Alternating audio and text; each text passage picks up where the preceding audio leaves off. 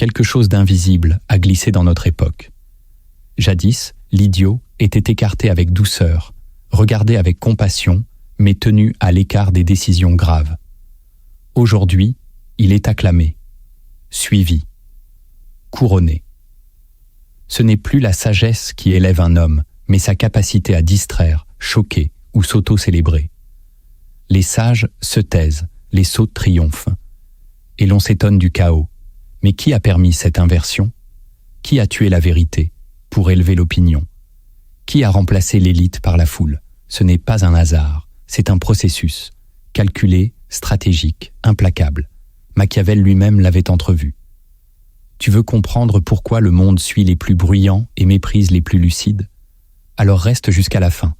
Tu entendras une vérité que l'on cache depuis toujours. Et avant d'aller plus loin, écris en commentaire: je refuse de laisser les idiots diriger ma vie. Abonne-toi et entre. Dans l'Athènes antique, Socrate fut condamné pour avoir trop questionné. Dans la Florence renaissante, Machiavel fut exilé pour avoir trop compris. Depuis toujours, la sagesse dérange. Elle ne flatte pas, elle éclaire. Et c'est précisément ce que les masses redoutent, la lumière crue du réel. Lorsque la démocratie donne la parole à tous sans distinction, elle ouvre la porte à une nouvelle tyrannie, celle de la majorité ignorante. Platon le craignait, Nietzsche l'a crié, Machiavel l'a codifié. L'idiot n'est pas un être dénué d'intelligence, c'est celui qui refuse l'effort de penser. C'est lui que le monde moderne glorifie, car il est docile, consommable, programmable. L'ancien monde plaçait le sage au sommet. Le nouveau préfère l'influenceur vide, le bouffon viral, le provocateur creux. Ce n'est pas un simple déclin culturel, c'est une stratégie de domination par dilution de l'intelligence. Il ne s'agit pas d'un simple effondrement du niveau intellectuel, ni d'un accident historique.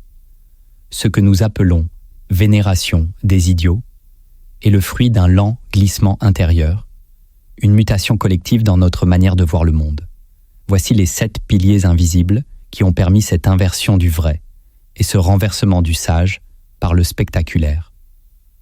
Le premier fondement qui a permis la glorification des idiots, c'est le rejet de l'effort intellectuel au profit de l'instant émotionnel. Ce monde ne cherche plus à comprendre, il cherche à ressentir. Penser est devenu un acte trop lent, trop silencieux, trop exigeant. Le raisonnement demande de se retirer du tumulte, de suspendre le jugement, de regarder au-delà de soi. Or, la société actuelle déteste cette lenteur. Elle préfère la pulsation immédiate, l'émotion brute, la réaction spontanée. C'est ainsi que les idiots ont trouvé leur trône, en devenant les fournisseurs officiels de sensations fortes, de provocations faciles, de certitudes instantanées. L'intellectuel doute, l'idiot affirme. Le sage hésite, l'idiot crie. Le penseur complexifie, l'idiot simplifie.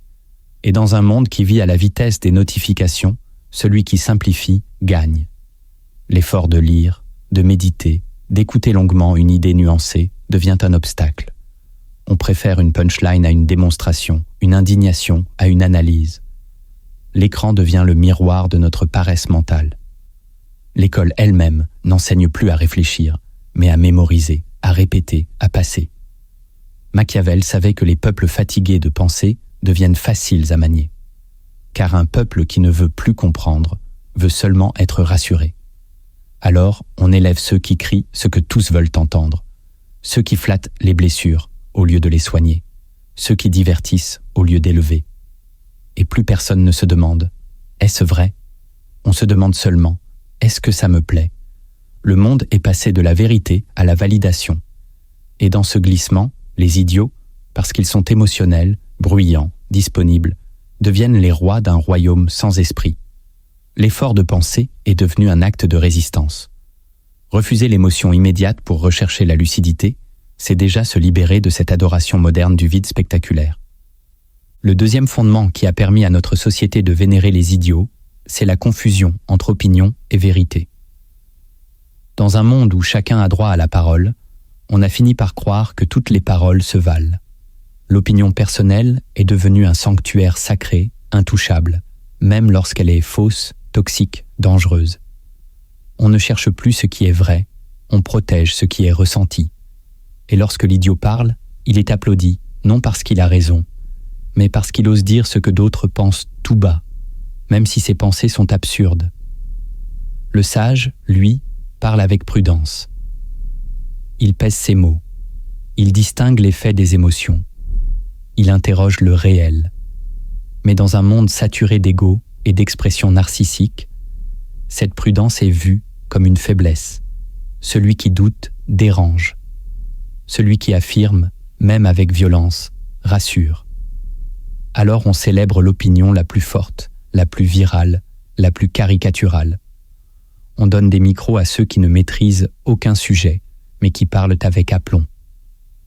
On marginalise les voix profondes parce qu'elles exigent une écoute lente.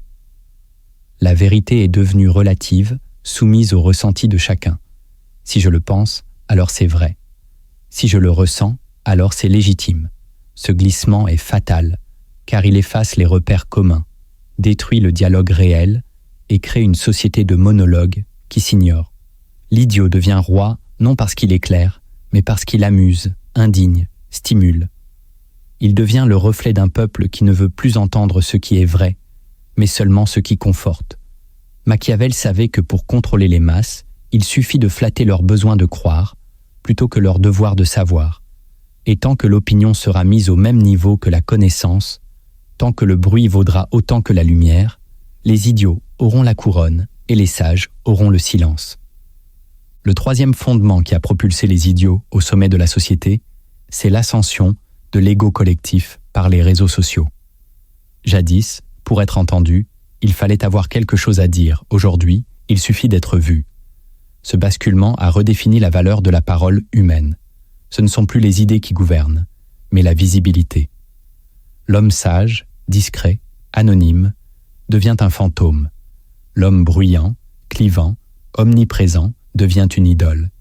Les réseaux ont créé un monde parallèle où la profondeur ne compte plus. Seule l'exposition massive donne du poids. Et qui maîtrise le mieux ces plateformes? Ceux qui simplifient, exagèrent, caricaturent. Ceux qui n'ont pas peur du ridicule parce qu'ils n'ont pas conscience du sens. L'idiot y prospère, car il ne doute jamais de lui. Il parle tout le temps, réagit à tout, prétend tout savoir. Sa confiance factice devient magnétique. Il attire les regards, suscite des likes, crée des polémiques qui nourrissent l'algorithme.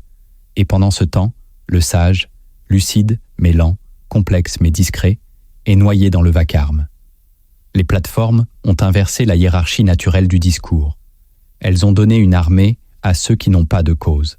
Elles ont offert des armes de diffusion à ceux qui n'ont jamais pris le temps de réfléchir. Et plus encore, elles ont convaincu chacun que son avis valait celui d'un maître. L'ego collectif s'est enivré.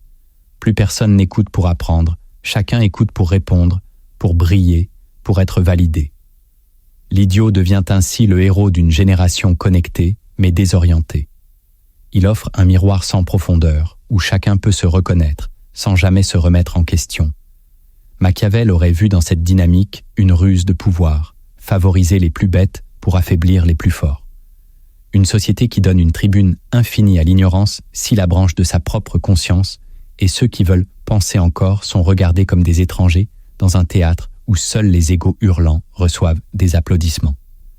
Le quatrième fondement, qui a permis l'élévation des idiots, c'est la peur moderne de la solitude, refuge des sages.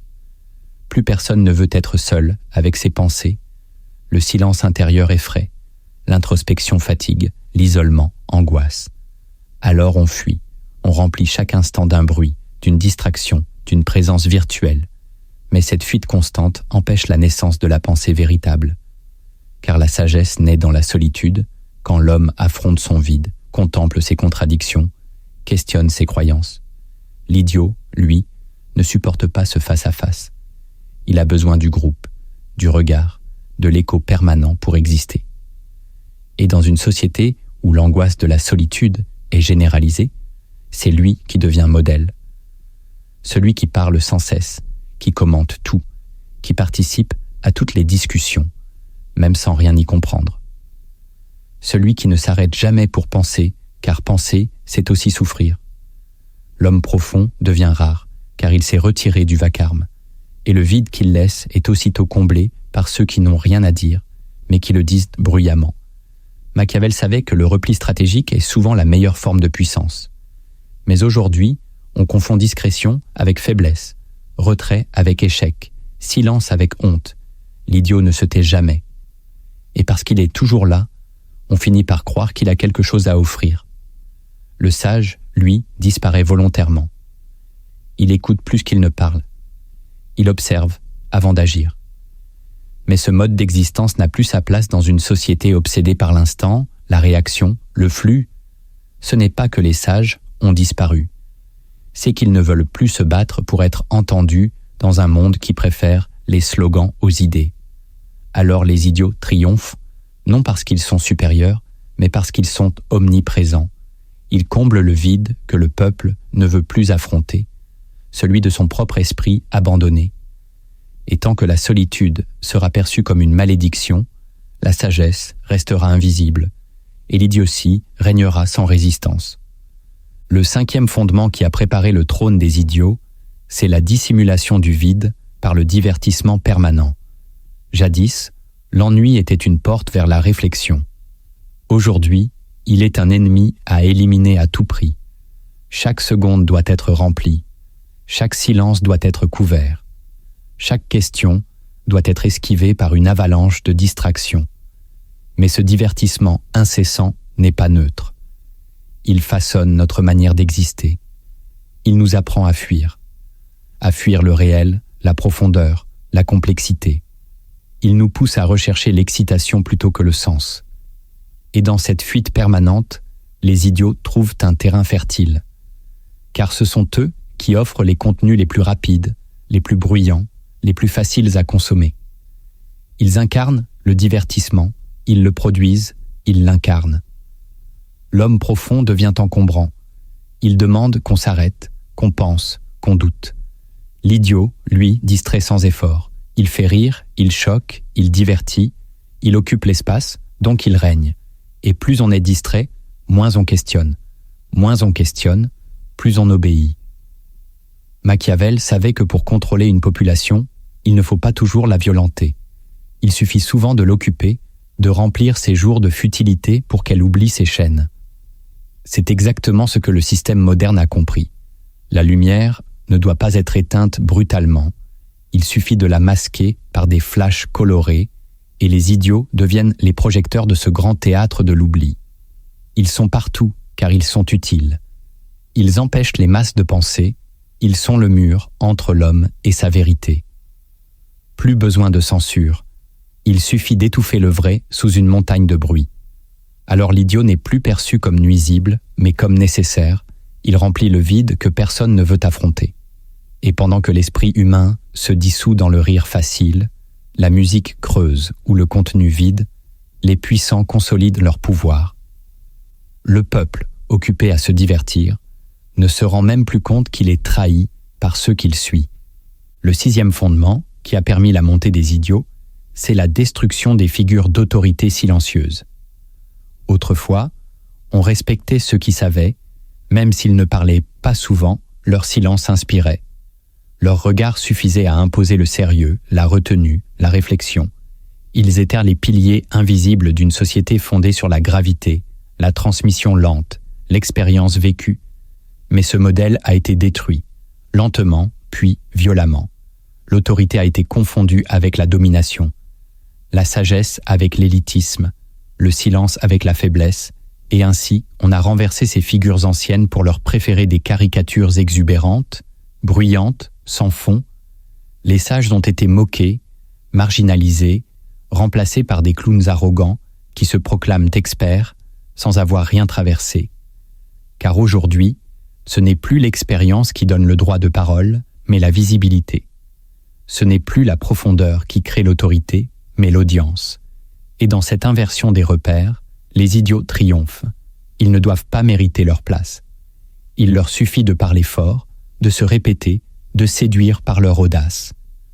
Le public, perdu sans figure stable, se raccroche à ceux qui osent s'afficher. Et plus un homme est sûr de lui, plus il est suivi, même s'il a tort. Les anciens maîtres parlaient en peu, car ils savaient que le vrai pouvoir est dans la retenue. Les idiots, eux, parlent tout le temps, car ils n'ont rien à cacher, rien à préserver. Ils se donnent en spectacle et la foule les couronne. Machiavel aurait dit que ce n'est pas l'autorité qu'on a supprimée, mais la peur qu'elle inspirait. En tuant la crainte du sage, on a ouvert la porte aux imposteurs. Plus personne ne tremble devant la vérité. On rit, on interrompt, on parodie. La société moderne préfère l'égalitarisme total, même dans le savoir. Et dans cet espace sans hiérarchie, l'idiot est roi. Non parce qu'il est grand, mais parce que les géants ont été abattus, et tant que l'on tuera ceux qui parlent lentement, profondément, sans chercher à séduire, on élèvera ceux qui hurlent, même s'ils nous conduisent vers l'abîme. Le 7e fondement qui a scellé le règne des idiots, c'est la stratégie politique de l'abêtissement volontaire. Ce n'est pas une conséquence accidentelle du progrès ou de la technologie, c'est une ingénierie, une méthode, une guerre discrète menée contre la pensée. Les puissants de ce monde n'ont aucun intérêt à voir naître une population lucide, exigeante, philosophiquement armée. Ils préfèrent des masses dociles, distraites, émotionnellement réactives et incapables de penser en dehors des cadres qu'on leur impose. Pour cela, il faut désactiver la conscience critique. Et quelle meilleure façon de le faire que de faire aimer l'idiotie? La télévision, l'école, les séries, les chansons populaires, les tendances numériques, tout a été orienté, calibré, affaibli. On a lentement baissé le niveau d'exigence intellectuelle. On a glorifié le ridicule. On a célébré l'ignorance. Et la stratégie a parfaitement fonctionné. Aujourd'hui, une grande partie de la population méprise ce qui est profond, fuit ce qui est exigeant, rejette ce qui demande du temps. On préfère 1000 petites distractions à une seule grande vérité. On préfère rire que réfléchir. On préfère suivre que questionner. Ce n'est pas une tragédie spontanée, c'est un plan. Machiavel savait qu'un prince avisé ne doit pas instruire trop profondément son peuple. Un peuple qui pense trop commence à contester. Mais un peuple qui se croit libre parce qu'il peut tout dire, tout poster, tout critiquer superficiellement, est un peuple captif qui s'ignore. Voilà pourquoi les idiots sont mis en avant. Ce sont les complices inconscients du système. Ils distraient, ils détournent, ils désarment. Ils créent une illusion de mouvement pendant que la pensée réelle est étouffée. Et l'élite n'a même plus besoin de censurer, elle rend simplement la lucidité impopulaire. Elle la fait passer pour ennuyeuse, ringarde, élitiste. Pendant ce temps, les idiots dansent, plaisantent, attirent l'attention. Ils deviennent les visages visibles d'un peuple invisible. Et pendant que la foule applaudit, les chaînes se resserrent. Maintenant que tu as vu les fondements visibles de cette vénération étrange, il faut plonger plus loin. Sous la surface se cachent des lois silencieuses, des paradoxes oubliés, des pièges psychologiques que peu osent affronter. Ce sont eux qui verrouillent notre époque. Voici les 7 lois invisibles qui expliquent pourquoi les idiots brillent pendant que les penseurs disparaissent. La première loi invisible. Plus tu penses, plus tu t'isoles dans un monde qui célèbre la conformité. Penser réellement, profondément, c'est entrer dans un désert. Car la pensée authentique ne cherche pas à plaire, elle cherche à comprendre. Et comprendre te coupe du confort, des évidences collectives. À mesure que tu poses des questions que personne ne veut entendre, à mesure que tu refuses les slogans, que tu déconstruis les récits rassurants, tu deviens une anomalie. La société ne rejette pas la pensée parce qu'elle est fausse, elle la rejette parce qu'elle dérange l'harmonie apparente du groupe. Les idiots, eux, confirment les croyances communes. Ils ne questionnent pas l'ordre établi, ils l'entretiennent. Ils sont chaleureux, accessibles, prévisibles. Ils répètent ce que tout le monde pense. Ils amplifient ce que tout le monde ressent. Ils ne menacent jamais la normalité. Ils en deviennent les gardiens. Et plus tu penses en dehors de la masse, plus tu sens le froid du silence autour de toi. Tu passes pour étrange, arrogant, distant. Tu observes que la lucidité ne crée pas toujours le lien. Elle provoque parfois l'exil. Machiavel, lui-même, fut isolé, banni, incompris, précisément parce qu'il osait dire ce que les autres pensaient sans le dire. Il savait qu'un penseur sincère est toujours suspect aux yeux de ceux qui préfèrent les apparences. La société moderne veut bien de l'intelligence tant qu'elle ne trouble pas la surface, mais la pensée authentique trouble. Elle dévoile ce que l'on cache, elle expose les contradictions, elle détruit les illusions nécessaires au confort collectif. Alors celui qui pense vraiment devient souvent seul. Et dans cette solitude, beaucoup préfèrent se taire. Ils rentrent dans le rang. Ils imitent les idiots pour ne pas être rejetés. Voilà pourquoi les penseurs disparaissent, non pas parce qu'ils sont absents, mais parce que leur lucidité les met à l'écart. Et tant que l'isolement sera le prix de la vérité, la majorité continuera de préférer le mensonge partagé à la pensée solitaire. La deuxième loi invisible, l'illusion de la liberté d'expression, a remplacé le devoir de compréhension. On croit que parce que chacun peut parler, chacun comprend. On pense que donner à tous un micro équivaut à donner à tous une pensée. Mais c'est une illusion. La parole libre, sans conscience, sans effort, sans structure intérieure, n'est qu'un bruit autorisé. Elle ne construit rien, elle ne révèle rien, elle ne relie personne à rien. Elle donne seulement l'impression d'exister. Jadis, s'exprimer était un privilège. Il fallait mériter d'être écouté. Il fallait traverser le doute, apprendre à articuler, à discerner. Aujourd'hui, il suffit de ressentir, de publier, de réagir. L'opinion instantanée a remplacé la réflexion construite. Et dans ce glissement silencieux, les idiots ont pris la tête du cortège. Parce qu'ils parlent sans filtre, sans poids, sans lenteur. Parce qu'ils répondent immédiatement à tout, comme si tout était clair, comme si rien ne demandait d'être médité. Le système applaudit cette vitesse, car elle empêche la profondeur. Et le peuple se satisfait de cette illusion de parole, comme un enfant qui croit diriger le monde parce qu'on lui a donné un jouet avec des boutons. La liberté d'expression est devenue une distraction. Pendant que les vrais penseurs parlent en marge, les idiots occupent la scène. Et plus encore, ils deviennent les symboles de la parole libre. Or, Machiavel le savait, la meilleure manière de désarmer une population n'est pas de la faire taire, mais de lui faire croire qu'elle parle. Une société réellement libre est celle où l'expression naît d'un effort de compréhension, où la parole est précédée par le silence intérieur. Aujourd'hui, on a inversé l'ordre. On parle d'abord, on comprend peut-être après, mais rarement. Alors les fous, les vides, les bruyants dominent. Ils incarnent cette liberté creuse que la modernité chérit. Et tant que parler sera plus valorisé que comprendre, tant que l'opinion primera sur l'intelligence, la société élèvera ceux qui n'écoutent jamais et réduira au silence ceux qui auraient pu la sauver. La troisième loi, invisible, ce que la majorité acclame n'est souvent qu'un reflet de sa peur collective.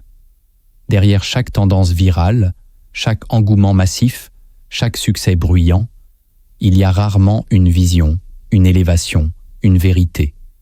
Il y a, bien plus souvent, une peur sourde, une peur de se sentir seul, une peur d'être différent, une peur d'aller contre le courant. Alors on suit ce que tout le monde suit, non parce que c'est juste, mais parce que c'est rassurant. L'idiot moderne est devenu un miroir de ces peurs collectives. Il n'a pas besoin d'être profond, il doit juste incarner ce que la foule veut ressentir. Il parle vite, il pense peu, il fait rire ou choque, il dédramatise le vide intérieur. Et c'est cela que la majorité acclame. Non pas l'homme, mais le soulagement qu'il procure. Car face à un monde complexe, incertain, anxiogène, la lucidité est un fardeau. Celui qui montre les contradictions, celui qui pose des questions, celui qui dérange les certitudes, devient une menace. Tandis que l'idiot, lui, rassure par sa médiocrité.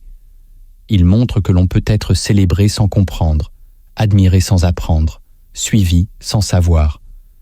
Et cette illusion soulage les foules fatiguées de penser Machiavel aurait dit que le peuple ne suit pas toujours celui qui est le plus vertueux, mais celui qui lui permet de ne pas se voir tel qu'il est. L'idiot devient ainsi un refuge émotionnel. Il ne réveille rien, il endort. Et plus il est acclamé, plus ceux qui pensent en silence doutent d'eux-mêmes. Car dans un monde gouverné par l'approbation, le doute devient un poison. La vérité devient une dissonance. et peu à peu, tout ce qui pourrait élever est étouffé par ce que la foule peut tolérer. Alors les sages se taisent ou disparaissent, et la peur collective, déguisée en engouement populaire, continue d'élire ses idoles, creuses, inoffensives, conformes. Tant que la majorité choisira ce qui apaise ses angoisses plutôt que ce qui affronte ses vérités, les idiots resteront les nouveaux dieux d'une époque sans repère. La 4e loi invisible. L'idiot moderne n'est pas innocent, il est stratégiquement utile. Il serait naïf de croire que les figures médiatiques les plus creuses, les influenceurs les plus absurdes ou les personnalités les plus superficielles sont là par hasard. Leur omniprésence n'est pas accidentelle, elle est fonctionnelle. Car dans une société dirigée par des forces qui préfèrent la masse docile à la conscience éveillée, l'idiot devient un outil. Il occupe l'espace mental, il détourne l'attention, il noie les vérités dérangeantes dans un flot d'insignifiance rythmée. Il est simple à manipuler et encore plus simple à reproduire. Les pouvoirs réels, financiers, politiques, culturels, savent qu'un peuple nourri d'idiotie sera incapable de se révolter, incapable même de penser sa propre servitude. L'idiot devient donc un levier de contrôle. Machiavel aurait vu en lui l'instrument parfait du prince moderne, celui qui apaise les masses sans les libérer, celui qui amuse pendant que les décisions se prennent ailleurs. Ce n'est pas lui qui dirige, mais c'est lui que l'on voit. Et cela suffit à endormir les esprits. Car pendant que l'idiot s'exhibe, provoque, distrait, les véritables stratèges avancent masqués. Le citoyen moyen, accaparé par ce théâtre grotesque, ne voit plus les structures invisibles qui l'enserrent. Il croit avoir le choix. Il croit être libre, mais son imaginaire est occupé. L'idiot est utile parce qu'il est vide. Et c'est ce vide que le système remplit, jour après jour, jusqu'à ce qu'il n'y ait plus d'espace pour autre chose. La société moderne n'a pas banni les penseurs, elle les a rendus invisibles. En les remplaçant par des figures spectaculaires mais inoffensives, elle a redéfini la normalité. Ce n'est pas seulement une décadence culturelle, c'est une stratégie de neutralisation. Tant que l'idiot servira cette fonction, il sera protégé, promu, glorifié. Il est le masque souriant d'un pouvoir qui préfère les divertis aux éveillés, les excités aux lucides, les distraits aux dangereux penseurs. La 5e loi invisible. La vérité fatigue, l'ignorance excite, et les foules aiment être excitées. Dans un monde saturé de tensions, d'instabilité, d'angoisse profonde, l'être humain cherche des échappatoires rapides. Or, la vérité n'est jamais rapide. Elle demande du temps, elle brûle les illusions, elle dérange l'image que l'on se fait de soi. Elle ne flatte pas, elle ne séduit pas. Elle te montre ce que tu refuses de voir. Voilà pourquoi elle fatigue. Elle ne génère pas l'euphorie, elle provoque l'inconfort, et dans une époque où tout doit captiver, capturer, stimuler, cette lenteur devient un défaut. À l'inverse, l'ignorance a un goût sucré. Elle est accessible, immédiate, simple à consommer. Elle ne demande rien sinon d'être partagée. Elle excite parce qu'elle joue avec les émotions primaires, la colère, la moquerie, le désir de domination ou d'appartenance. Elle ne construit pas de pensée, elle construit une réaction. Et les foules adorent réagir. Rire, s'indigner, s'enthousiasmer, critiquer. Tout est bon pour éviter le silence intérieur, et l'idiot devient le fournisseur officiel de cette excitation de masse. Il ne dit rien de fondamental, mais il fait vibrer. Il ne révèle aucune réalité, mais il divertit l'oubli. Et plus il excite, plus il est suivi. Machiavel le savait déjà. Les peuples fatigués par la douleur de vivre veulent des plaisirs simples, même s'ils sont vides. Celui qui dit la vérité sans habillage est vite rejeté. Celui qui dit des absurdités, mais avec énergie, devient une star. Ce n'est pas une crise de conscience, c'est un choix culturel. Préférer l'émotion à la compréhension. Le sage, trop calme, trop nuancé, trop profond, devient un poids. L'idiot, trop bruyant, trop impulsif, trop creux, devient une ivresse. Et c'est cette ivresse qui gouverne les foules aujourd'hui. Elles ne veulent pas qu'on les réveille. elles veulent qu'on les stimule. Elles ne veulent pas comprendre le réel, elles veulent l'oublier ensemble. Alors écris en commentaire. Je préfère la vérité qui me secoue à l'ignorance qui me flatte, si tu refuses de faire partie de cette comédie collective. La 6e loi invisible, plus tu dis des choses profondes, plus tu deviens inaudible. Il existe un paradoxe cruel dans notre époque. Plus ton discours est chargé de sens, de complexité, de lucidité, moins il résonne, moins il circule, moins il est compris. Le monde moderne n'est pas conçu pour entendre ce qui demande de l'attention. Il est réglé pour l'instantané, le court, le frappant. L'idiot parle en slogan, le sage parle en silence. Et dans une société de bruit, ce silence devient un handicap. Plus tu essayes d'expliquer, plus tu sembles compliqué, plus tu invites à réfléchir, plus tu fatigues l'auditoire. Ce n'est pas la profondeur qui manque, c'est la capacité d'écoute. Et cela n'est pas dû à une faiblesse individuelle, mais à une structure sociale entretenue. L'attention humaine a été fragmentée, dispersée, volée. Les plateformes récompensent ce qui capte, pas ce qui transforme. L'algorithme préfère l'idiot, car il est direct, simple, émotionnel. Il crée du clic, pas de conscience. Alors même si tu dis la vérité, tu deviens invisible. Ta voix ne porte plus. Tu parles pour ceux qui ont encore l'oreille intérieure, mais ils sont rares et souvent isolés. Machiavel, s'il vivait aujourd'hui, ne parlerait pas en public. Il écrirait dans l'ombre, sachant que les foules n'ont plus la patience d'écouter une pensée dangereuse jusqu'au bout, car la profondeur n'est pas spectaculaire. Elle ne se montre pas, elle se découvre lentement. Et c'est ce rythme lent qui la rend incompatible avec la vitesse moderne. Voilà pourquoi les penseurs disparaissent du champ social. Ils ne sont pas écartés volontairement, ils sont ignorés structurellement. Leurs mots sont trop lourds pour une époque légère, trop exigeants pour des esprits distraits, trop nuancés pour des systèmes binaires. Ce n'est pas l'intelligence qui est punie, c'est sa lenteur, c'est sa densité, c'est son besoin d'être digéré.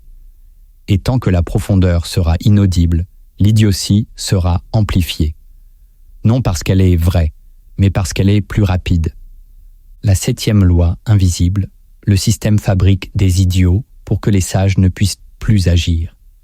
Il ne suffit pas de marginaliser les penseurs, il faut aussi remplir l'espace qu'ils laissent, et pour cela, rien de plus efficace que de produire en série des figures creuses, bruyantes, séduisantes, qui occupent chaque parcelle du champ social. Ces figures sont fabriquées, encouragées, propulsées. Non pour ce qu'elles disent, mais pour ce qu'elles empêchent, la pensée réelle.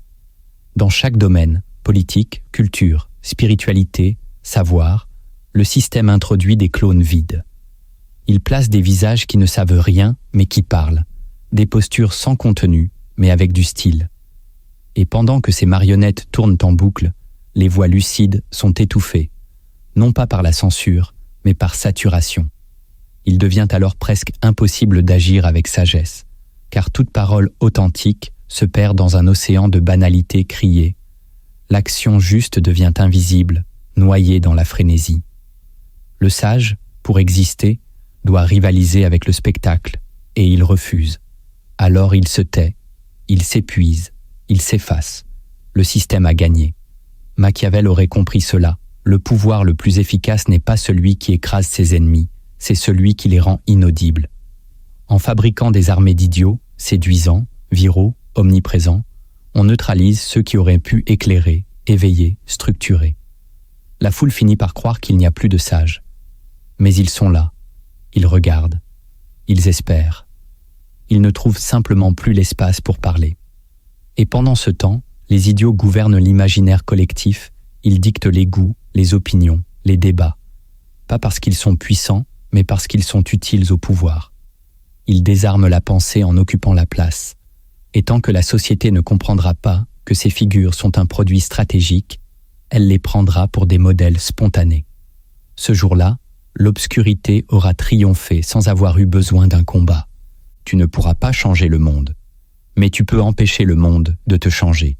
Il existe des rituels de résistance, des gestes invisibles, qui te rendent imperméable à l'air du vide. Voici 7 techniques concrètes pour survivre intérieurement, garder ton esprit aiguisé et faire de ta lucidité une force silencieuse, même au milieu du bruit. Ferme les écoutilles, choisis ce qui entre dans ton esprit comme un souverain contrôle son palais. Chaque jour, ton esprit est assiégé. Publicité, vidéos, notifications, conversations inutiles, contenus viraux, slogans creux, tout cherche à entrer. Et chaque chose qui entre devient un fragment de ta construction intérieure. La plupart des gens vivent avec l'esprit ouvert comme une place publique. Tout le monde peut y entrer, y jeter son bruit, y laisser ses déchets. Et peu comprennent que l'esprit humain est un sanctuaire, pas un marché. Si tu veux rester lucide dans un monde qui récompense l'idiotie, tu dois devenir sélectif, impitoyablement. Chaque information que tu laisses passer doit être filtrée comme on filtre l'eau dans un désert, avec rigueur, avec intention. Tu dois développer une méfiance noble. Fermer les écoutilles, ce n'est pas t'isoler de tout, c'est créer un sas. C'est décider que ton attention est sacrée, que ta conscience n'est pas à vendre, que ton esprit mérite d'être protégé comme un temple. Cela commence par refuser la consommation passive. Ne regarde plus par fatigue, ne clique plus par automatisme, ne laisse pas les tendances décider de ce que tu lis, ce que tu écoutes, ce que tu crois Machiavel aurait dit. Gouverne ton esprit avant que d'autres ne le fassent à ta place. Et cette gouvernance commence par le refus d'ouvrir la porte à ce qui affaiblit, à ce qui distrait, à ce qui te fait régresser. Le monde actuel forme des idiots en injectant chaque jour des doses d'insignifiance dans les esprits. Tu dois te vacciner par le tri. Choisis tes sources. Limite leur nombre. Retiens ce qui élève, coupe ce qui endort. Tu ne peux pas penser clairement si ton esprit est rempli de voix étrangères. Ferme les écoutilles. Réserve ton espace mental à ce qui t'oblige à grandir. C'est la première ligne de défense contre la banalité ambiante. C'est là que la résistance commence. Pratique le silence stratégique. Apprends à te retirer pour penser sans bruit. Dans un monde qui valorise le commentaire permanent, le silence est devenu subversif. On te pousse à réagir, à t'exprimer, à donner ton avis sur tout de suite. Mais plus tu parles sans réfléchir, plus tu dilues ta pensée, et plus tu entres dans le bruit, plus tu perds le fil de ta conscience. Le silence n'est pas un vide, c'est un espace, un lieu invisible où la pensée peut se réorganiser, se purifier, se réarmer.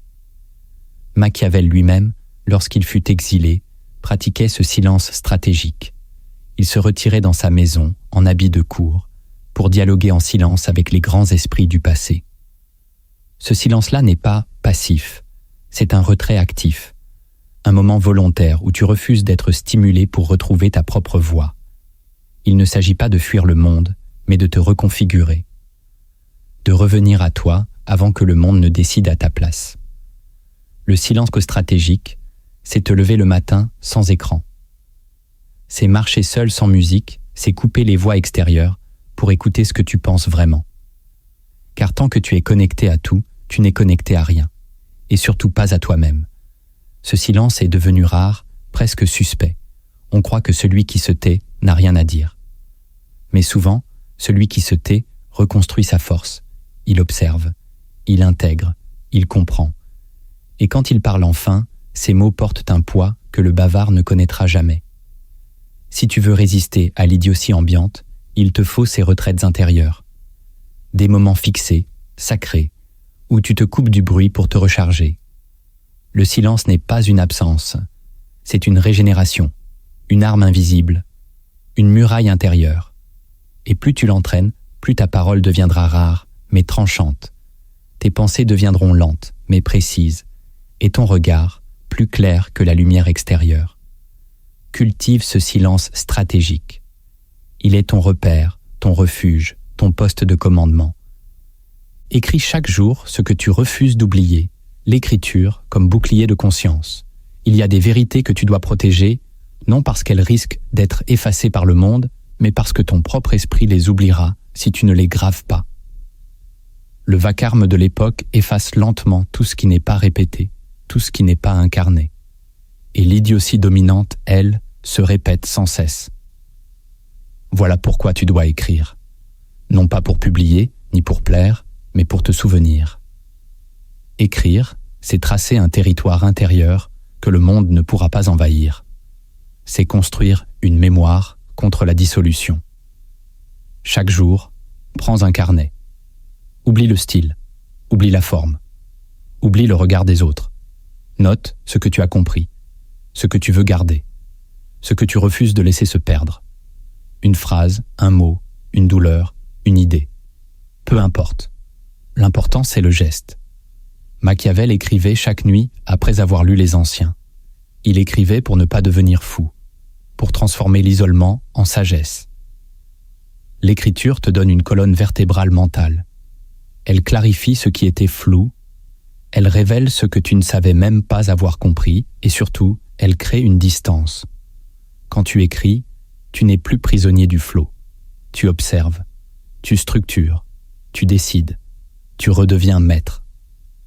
Dans un monde où l'on consomme 1000 idées par jour sans jamais en retenir une seule, écrire devient un acte de souveraineté. L'idiot ne note rien car il ne comprend rien profondément. Il réagit, il répète, il oublie. Toi, tu dois construire. Et l'écriture est ta pierre. Même si personne ne te lit, même si tu brûles tes carnets. Car ce qui compte, c'est ce que l'écriture fait à ton esprit. Elle l'endurcit, elle l'épure, elle le libère. Écris ce que tu refuses d'oublier, car un jour, ce sera ce qui te sauvera du brouillard général. Et ta lucidité, ainsi ancrée, ne pourra plus être effacée par les vents de l'oubli collectif. Réapprends à lire lentement, reconstruis ton attention perdue. L'un des symptômes les plus inquiétants de notre époque, c'est l'incapacité croissante à rester longtemps avec une idée. Lire un texte dense, méditer une page, revenir sur une phrase. Tout cela devient un effort presque insupportable. Le monde moderne a formé des esprits pressés, fragmentés, agités. Il t'a fait croire que l'important, c'est de tout voir, tout survoler, tout effleurer. Mais cette vitesse a un prix. Elle détruit ta capacité à pénétrer en profondeur. Or, la lucidité se cache dans les profondeurs. Lire lentement, c'est refuser de consommer l'intelligence comme un produit. C'est revenir à l'acte fondateur de toute conscience, l'attention. Choisis un livre exigeant, un vrai, pas un résumé, pas une citation de réseau social, un texte ancien ou un texte rare. Et chaque jour, lis quelques pages, pas pour finir vite, mais pour t'imprégner, pour penser avec l'auteur, pour réapprendre à t'arrêter, pour reconstruire ton lien avec la lenteur, car la pensée ne germe pas dans la vitesse. Elle se déploie dans la pause, dans le silence, dans le retour. Machiavel lui-même, lorsqu'il étudiait les Anciens, lisait à voix haute, relisait plusieurs fois, écrivait à la marge. Il ne lisait pas pour savoir, il lisait pour devenir. Toi aussi, tu dois réapprendre à devenir en lisant. Car celui qui ne lit plus lentement, ne pense plus vraiment, il compile, il répète, il croit savoir. Mais sa pensée est creuse. Et dans ce monde qui glorifie la superficialité, la lecture lente est un acte de sabotage intérieur. Elle restaure ton pouvoir d'attention. Elle renforce ton esprit contre la dispersion. Elle réhabitue ton cerveau à la densité.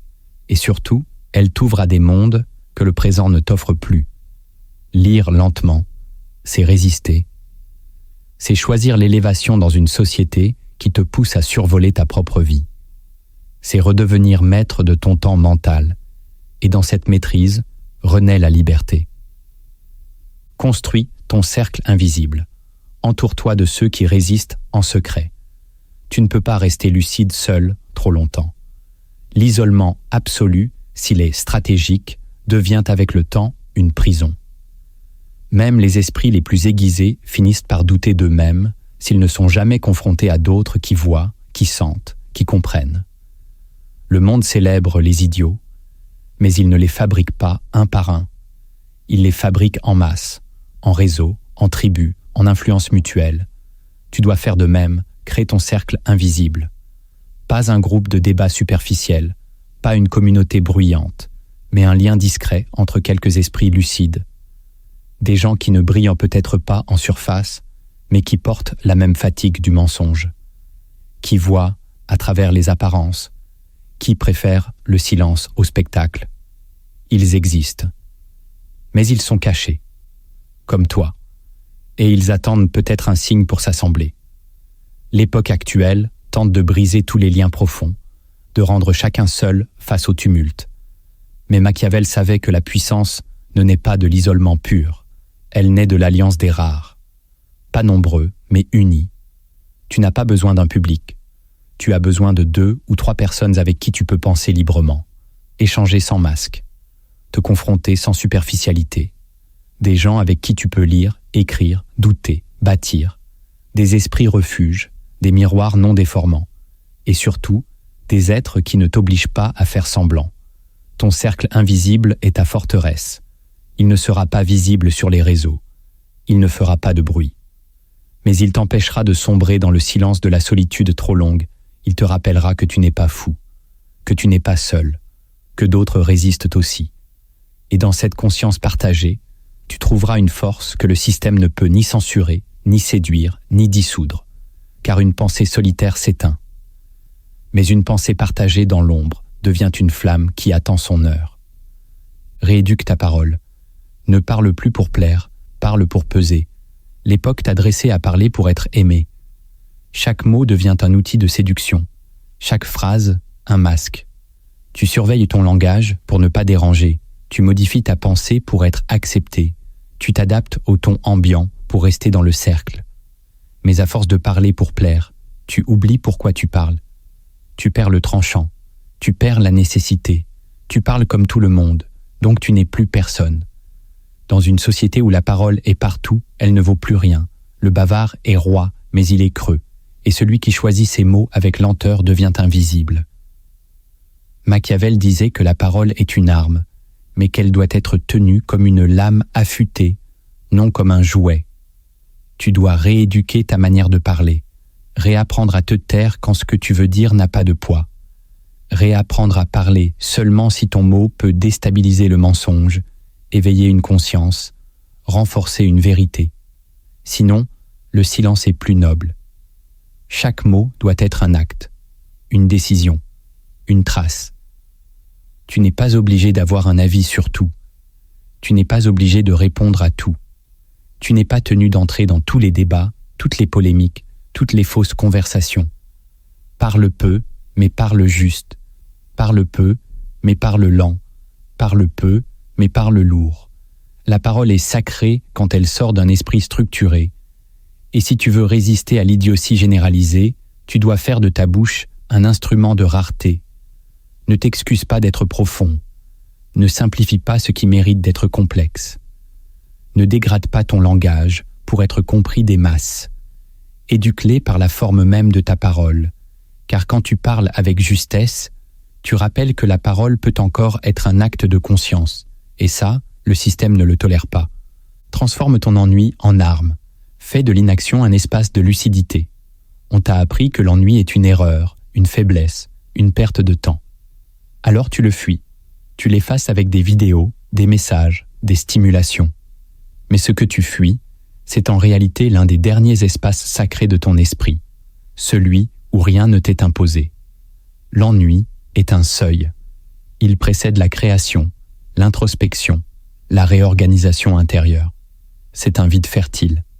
Si tu veux redevenir maître de ton temps mental, tu dois cesser de le remplir à tout prix. Tu dois réapprendre à t'asseoir sans rien faire, sans rien attendre, sans distraction. Car c'est là que des idées nouvelles surgissent, C'est là que les vraies connexions se font. C'est là que tu redeviens un être libre. Les idiots ne supportent pas l'ennui, car ils n'ont pas de monde intérieur. Ils se jettent dans le flux comme des naufragés paniqués. Mais toi, tu dois résister. Tu dois apprivoiser le vide. Tu dois faire de l'ennui un espace stratégique. Lis, mais lentement. Marche sans but précis. Assieds-toi et laisse ton esprit vagabonder. Observe ce qui remonte, ce que tu avais enfoui, ce que tu n'avais jamais regardé en face. Machiavel aurait vu dans l'ennui une retraite volontaire du pouvoir, un lieu de reconfiguration, une pause avant la frappe, une absence qui prépare le retour. En vérité, l'ennui n'est pas ton ennemi, c'est ta zone de silence créateur. C'est dans cet espace que tu reconstruis ta lucidité, que tu te désintoxiques du flux, que tu redeviens un esprit souverain. Le système te veut occuper en permanence, même par des choses insignifiantes, car un esprit qui s'ennuie sans peur est un esprit dangereux. Il commence à penser, il commence à voir, il commence à désirer autre chose. Transforme ton ennui en arme, et tu verras que ce que tu fuyais est en réalité ce qui te rend invincible. Tu vis dans un monde qui a inversé les repères.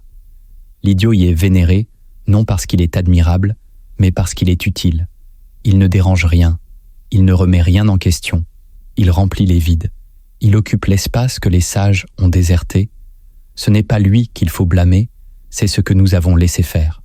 Car cette glorification ne vient pas d'un complot externe, elle est née de notre propre fatigue intérieure, fatigue de penser, fatigue de résister, fatigue de porter le poids du réel. Alors nous avons choisi la distraction. Nous avons applaudi le vide. Nous avons préféré le rire à la réflexion, l'émotion au discernement, la vitesse à la profondeur. Et à force de suivre ceux qui brillent sans substance, nous avons éteint ceux qui éclairaient sans bruit. Mais tout n'est pas perdu, car même dans ce monde saturé de superficialité, il existe des hommes et des femmes qui marchent en silence, qui refusent de céder, qui pensent encore, même si personne ne les écoute, qui écrivent, même si personne ne les lit, qui bâtissent un esprit fort pendant que les autres cherchent l'approbation. C'est à eux que ce message s'adresse, à ceux qui sentent que quelque chose cloche, mais qui ne trouvent pas encore les mots, à ceux qui refusent l'absurde sans se replier dans le cynisme, à ceux qui croient encore que la pensée peut transformer, que la lucidité peut libérer, que le silence peut guérir. Tu n'as pas besoin de devenir célèbre pour être puissant. Tu n'as pas besoin d'être compris pour être juste. Tu n'as pas besoin de dominer les foules pour influencer l'avenir. Ce que tu cultives dans l'ombre aujourd'hui deviendra la lumière d'un autre demain. Chaque livre que tu lis lentement, chaque parole que tu retiens, chaque silence que tu protèges, chaque idée que tu écris, chaque retrait que tu assumes, chaque ennui que tu traverses, chaque idiotie que tu refuses de consommer, tout cela t'élève. Et un jour, peut-être sans que tu t'en rendes compte, quelqu'un te croisera, lira une phrase que tu auras laissée, t'écoutera dire un mot au bon moment, et sa vie basculera, parce que tu auras résisté quand tout le monde se rendait. Ce monde ne changera pas par la force. Il changera quand les consciences dispersées formeront un réseau invisible. Quand ceux qui pensent en silence cesseront de douter d'eux-mêmes, quand les lucides se reconnaîtront sans avoir besoin de se rassembler physiquement, quand le feu intérieur deviendra plus brûlant que les feux de l'actualité. C'est cela, la révolution à venir, lente, souterraine, exigeante, mais réelle. Tu es peut-être seul maintenant, mais tu n'es pas abandonné. Tu es peut-être silencieux, mais tu n'es pas vide. Tu es peut-être invisible, mais tu es essentiel. Dans ce théâtre où les idiots reçoivent les projecteurs, souviens-toi que les fondations du monde ne sont jamais sur la scène. Elles sont dans les souterrains, et c'est là que tu es en train de bâtir.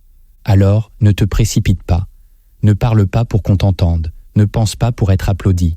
Sois lent, mais entier. Sois discret, mais radical. Sois rare, mais tranchant. Et continue. Car si tu t'arrêtes, l'idiotie gagne. Mais si tu continues, même en silence, même dans le noir, même sans spectateur, alors tu es déjà en train de régner là où les autres se perdent.